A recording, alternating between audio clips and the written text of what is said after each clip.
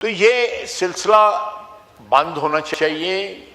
वो अपने लीडर की रिहाई के लिए तमाम फोरम्स पे ज़रूर लड़ते रहें, एहतजाज करते रहें, लेकिन इस हाउस की सैंक्टिटी को अगर वो डैमेज करेंगे तो नुकसान हम सब का होगा। अगर इनका लीडर कैद में है, मैं इस बहस में नहीं पढ़ना चाहता, वो अदालती मामला है कि वो ठीक कैद में है या गलत कैद में है, मैं उसमें नहीं पढ़ना चाहता। और स्पीकर, मैं ये जो मेरे भाई तारिक फजल साहब ने बात की है, मैं थोड़ा सा उसमें ऐड करना चाहूँगा, उसके आगे बढ़ाना चाहूँगा। जनाब स्पीकर, पहली बात तो ये है कि हमारी सियासी तारीख में तमाम पार्टियों के लीडर जो हैं वो कैद में रहे हैं।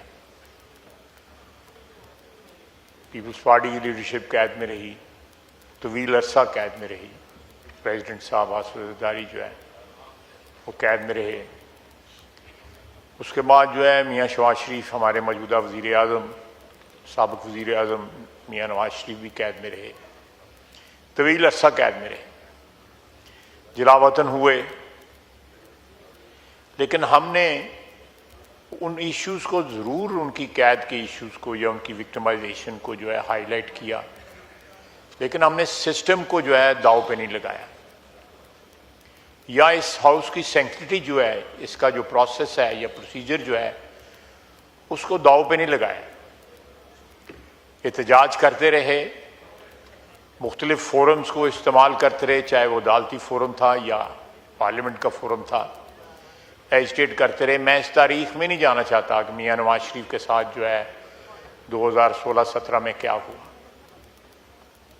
मैं उसके बाद भी जो कुछ हुआ मैं उसमें भी नहीं जाना चाहता।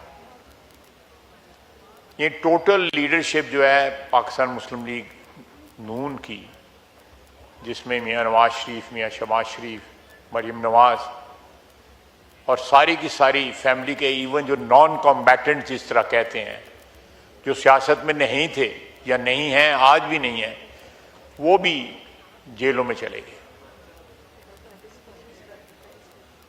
इस सारे हाउस की पिछले 2 साल, सवा 2 साल, जितना भी अरसा गुजर गया है, कार्रवाई का महवर जो है पीटीआई के लिए वो सिर्फ और सिर्फ जो उनका लीडर है। किसी नेशनल इशू पे उन्होंने डिबेट में कभी हिस्सा नहीं लिया। किसी लेजिस्लेशन जो है, जो जिस तरह की भी हो, चाहे वो अपोज करें लेजिस्लेशन को, अगर वो उससे एग्री नहीं करते उनका हक है, लेकिन एक अदारे को जो सबसे मुक्तदर अदारा है आइन के तहत इस मुल्क का, अदलिया से भी ऊपर है, एग्जीक्यूटिव से भी ऊपर है, ये फाउंटेन ऑफ पावर है, ये अदारा जो है, उसको डिग्रेड करना, उसको विलिफाई करना, उसकी वक़्त को, उसके एहतराम को जो है कॉम्प्रोमाइज़ करने की रोज़ाना कोशिश करना,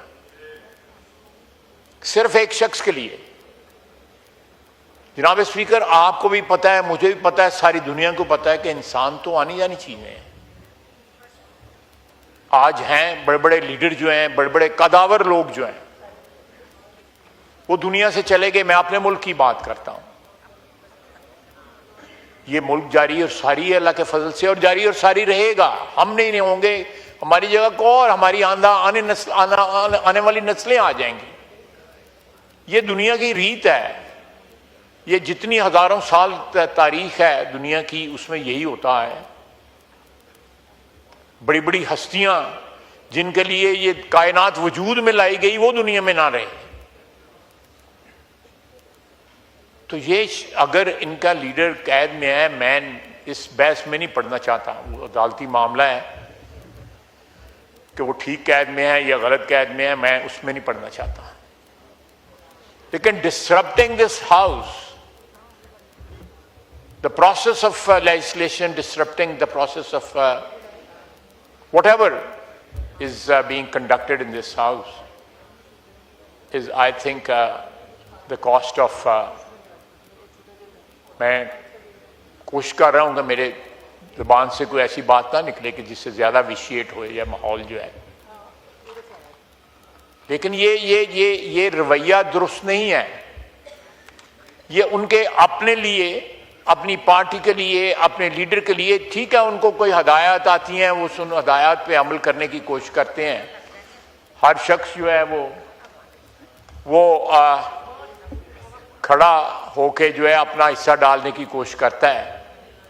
शायद हो सकता है उन ज़हनी तौर के ऊपर उस चीज़ के साथ ना हो, मुझे ज़ाती तौर पर ही पता है कि बहुत से लोग चाहते हैं, हमारे पीटीआई के जो कोलीग्स हैं, कि हाउस जो है ठीक तरीके से चले, साथ साथ जो है वो एहतजाज भी करते रहें, बाहर भी करें, यहाँ भी करें, लेकिन इस अंडरमाइन ना करें इस प्रोसेस को। जो है आप अंडरमाइन करेंगे तो ऑलरेडी ये अदारा जो है ओवर द ईयर्स बहुत अंडरमाइन हो चुका है।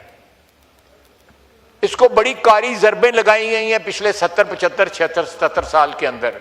इस अदारे को ये अदारा रिकवर करता है और ये कारी ज़रबें जो है ये हमारी तरफ से लगाई गई।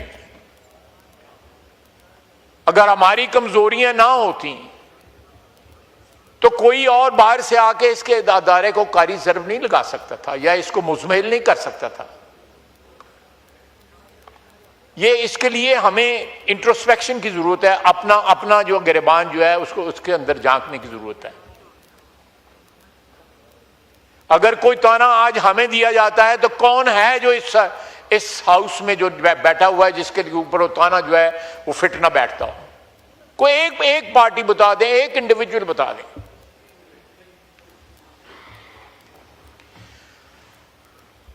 तो ये सिलसिला बंद होना चाहिए।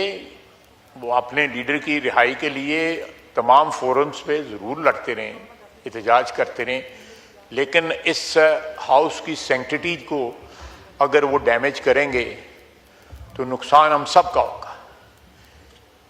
किसी एक पार्टी का या किसी एक फ़र्द का नुकसान नहीं होगा, ये कलेक्टिव नुकसान होगा।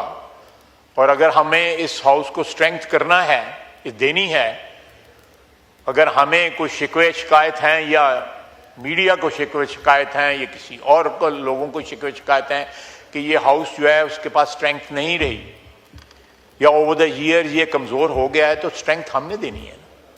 हम ज़्यादा मुज़म्मिल करेंगे तो जो थोड़ा बहुत जो इज़्ज़त आबरू रह गई है वो भी मलिया मेट हो जाएगी।